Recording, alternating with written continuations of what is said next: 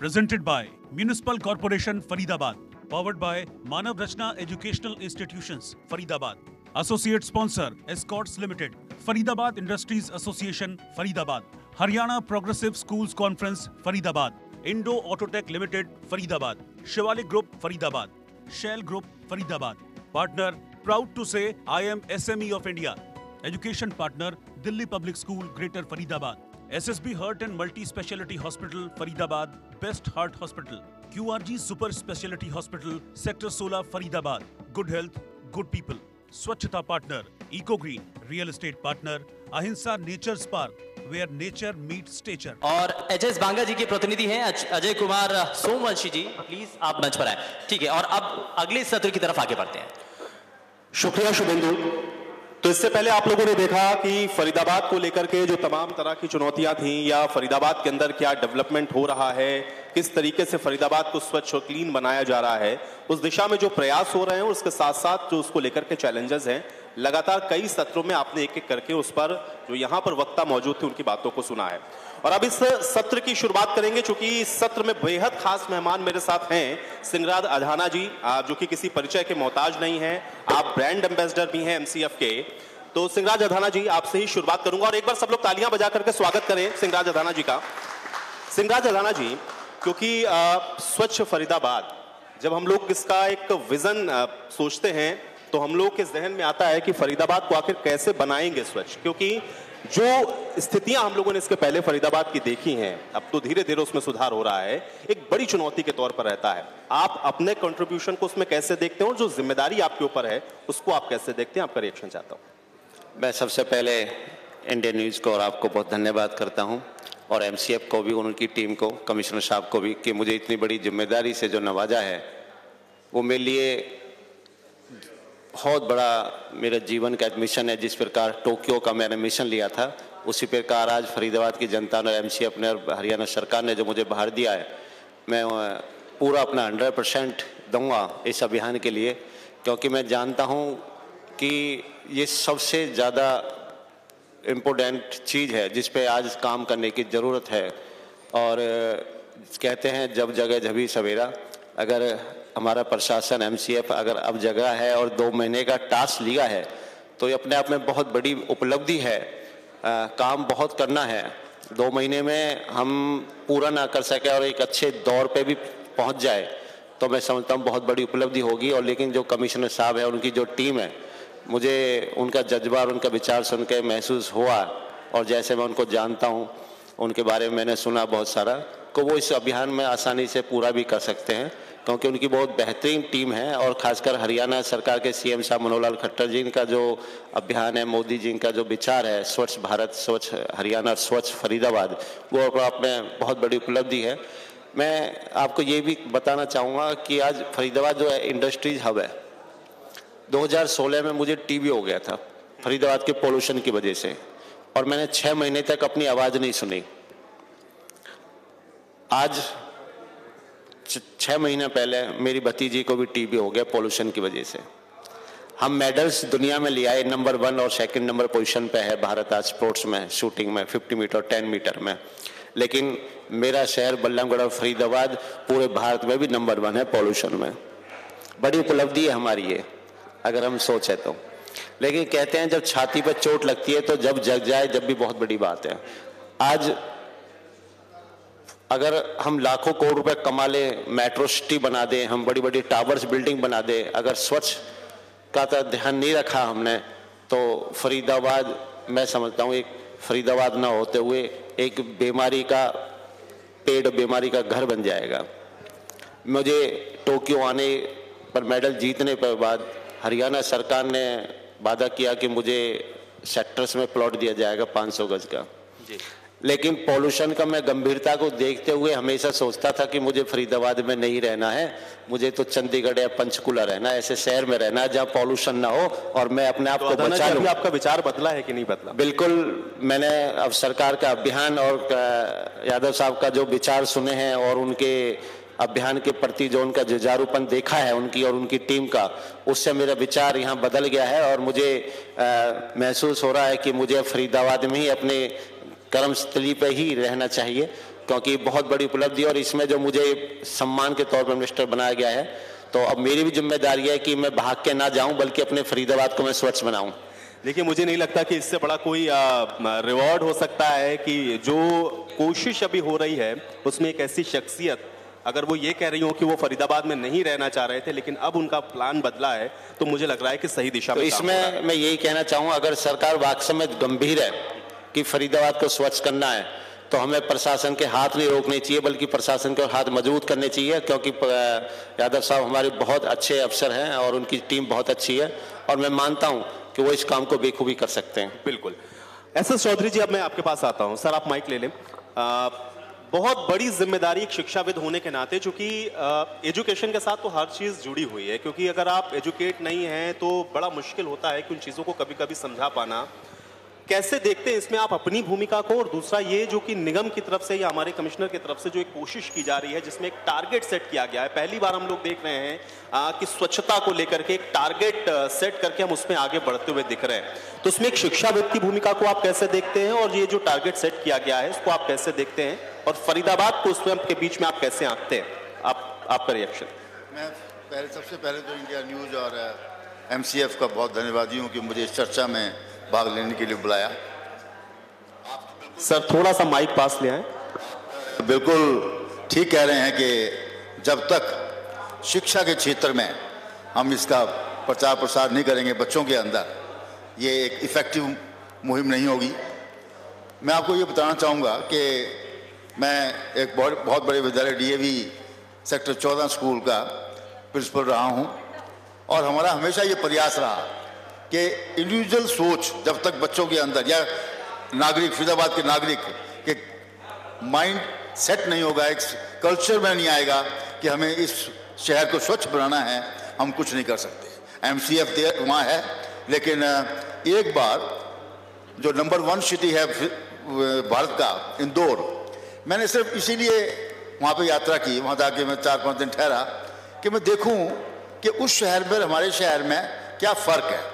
मैं पार्क में भी गया, मैं दिन में शहर के अंदर मॉल्स में भी गया, और एक शाम के टाइम वहाँ पे बड़ी एक अच्छी स्ट्रीट है जहाँ पे ईटिंग आउट लोग करते हैं।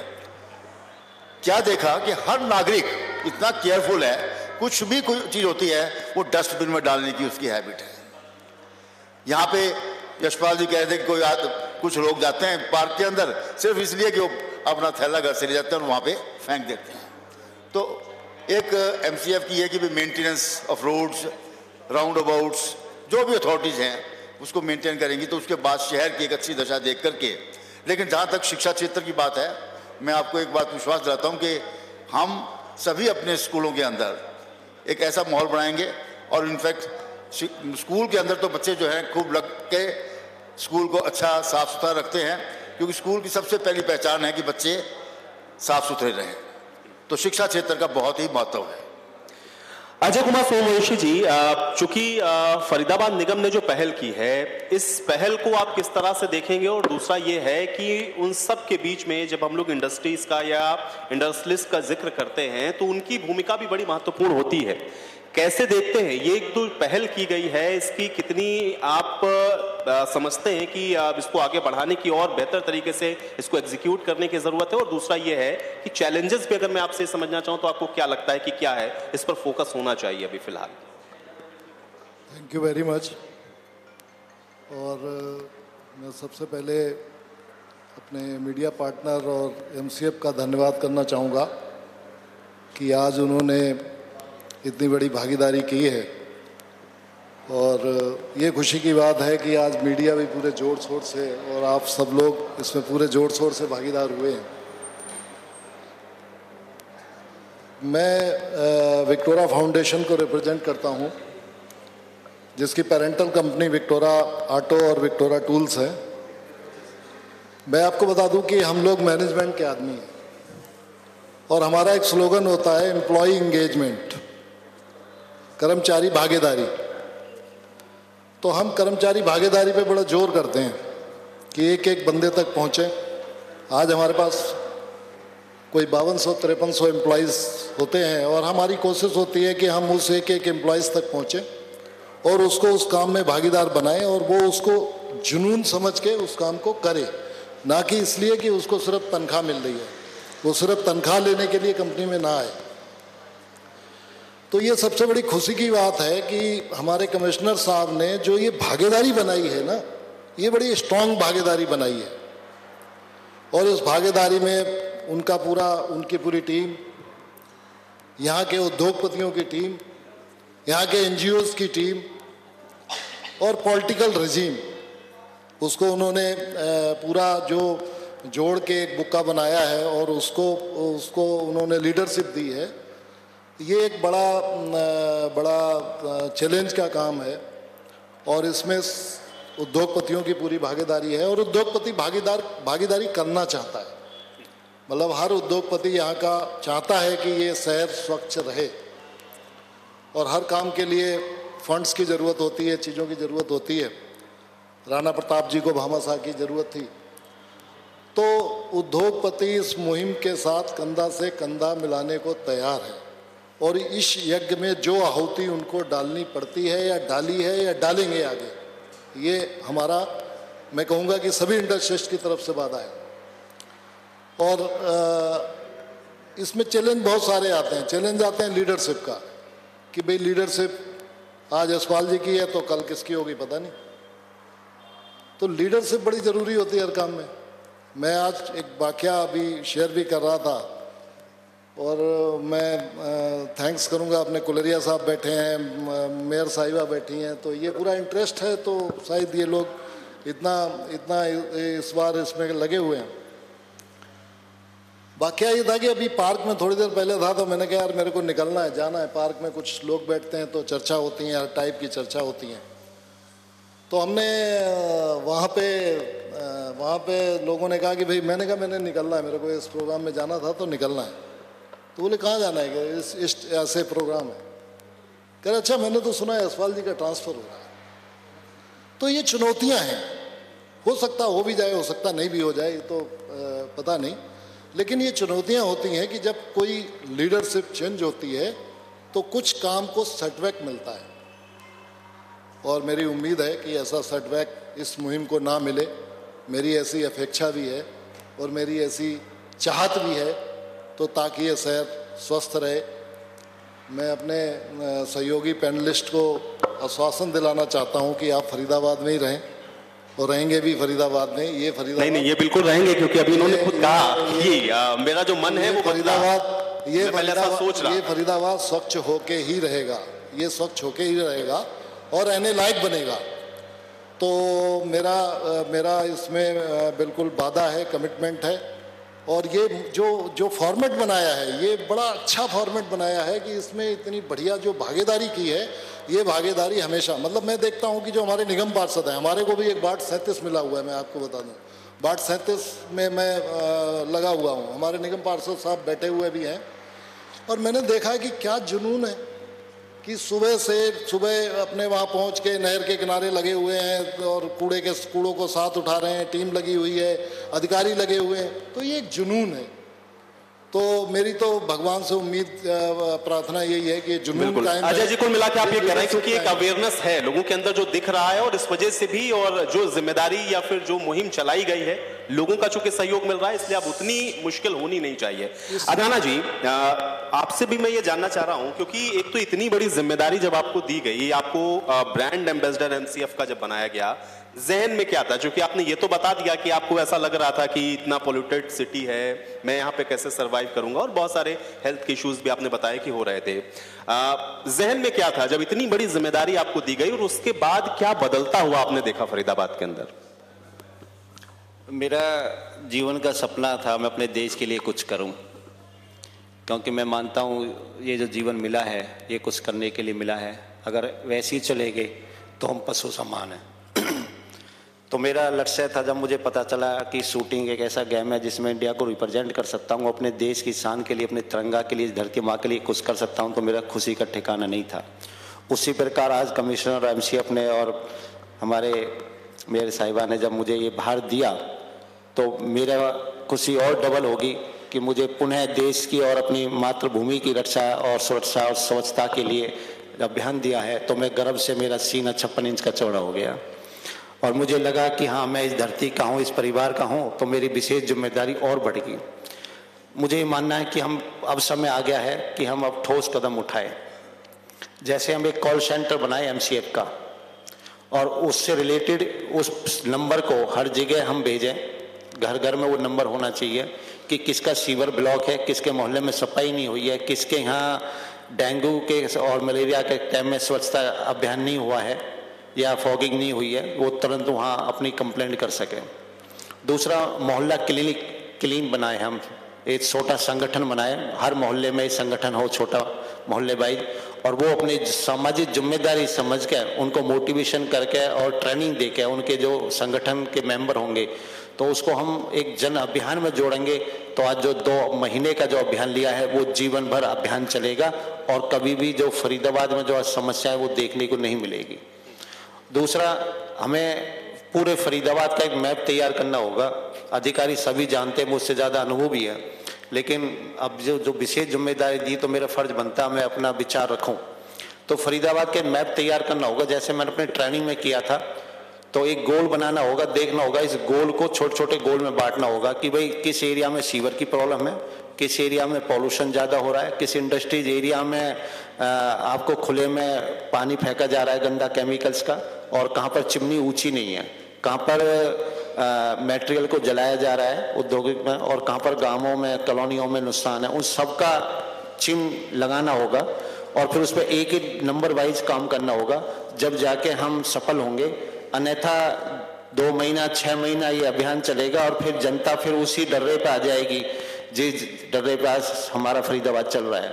इसको आप एक एग्जाम्पल के जरिए मैं आपको बता सकता हूँ। एक बार एक पेंटर था, बहुत बड़ा पेंटर से उसने वो शिक्षा ली पेंटिंग करने की, तो उन्होंने सोचा ये पेंटिंग मेरी शायद विश्व की सबसे अच्छी पेंटिंग है, तो उन्होंने उसको एक स्टैंड पे टांग दिया मोहल्ले में और नीचे लिख दिया भाई जिसको इस पेंटिंग में कुछ कमी नजर आ रही हो तो उस पर निशान लगाए।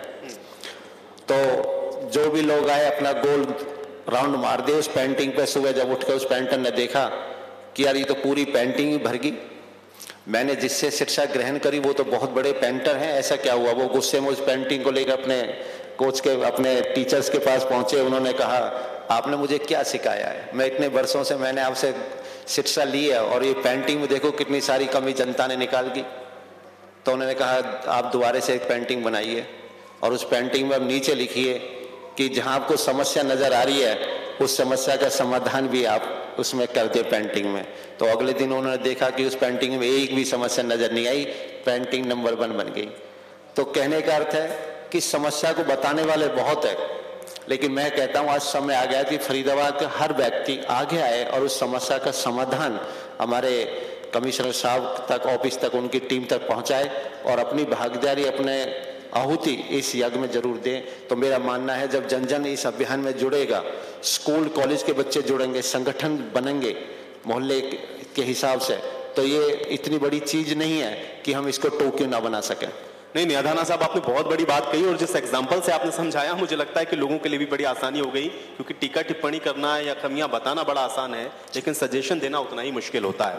एसएस चौधरी जी, चूंकि बचपन से हम लोग पढ़ते चले आ रहे हैं, मैंने भी पढ़ा है कि साफ सफाई हमको रखनी चाहिए, आसपास साफ सफाई रखनी चाहिए, बेसिक सिविक सेंस डेवलप करने की बहुत कोशिश होती है, लेकिन प्रैक्टिकली वो चीजें क्यों नहीं दिखती हैं? क्या एजुकेशन सिस्टम में भी आपको लगता है कि इन चीजों को थोड़ा और डायनेमिक तरीके से इन्वॉल्व करना चाहिए, या एक रटी रटाई या लिखी लिखाई बात को पढ़ने से वो उस तरह से इंप्लीमेंट होती नहीं है जैसे होना चाहिए, या जिसके रिजल्ट हम लोग एक्सपेक्ट करते हैं?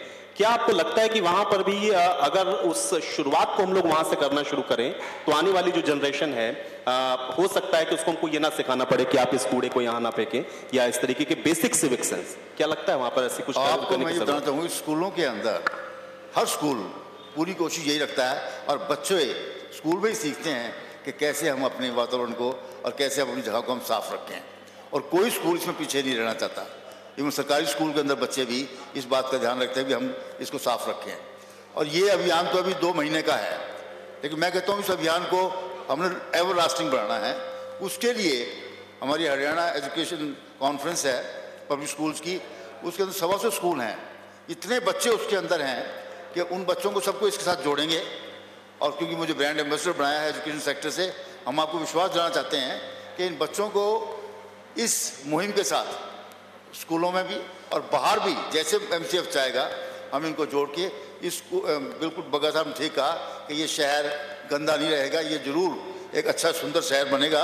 लेकिन उसके लिए हम अपने छात्रों को जो इतने 100 से स्कूलों के अंदर हैं उनको इसके साथ जोड़ेंगे और इसको अच्छा एक स्वच्छ शहर बनाने की कोशिश करें। चलिए, आपकी इसी बात के साथ इस सत्र में यहीं समाप्त करूंगा। आप लोगों का शुक्रिया, आप लोगों ने समय निकाला, और आपके इसी नोट के साथ कि हमारा फरीदाबाद स्वच्छ बने, साफ बने, सुरक्षित बने, ये बहुत महत्वपूर्ण है। और इसलिए आपने देखा कि यहाँ पर जो विचार रखे गए हैं उससे हम उम्मीद ये करते हैं कि हमारा फरीदाबाद नीट एंड क्लीन होगा।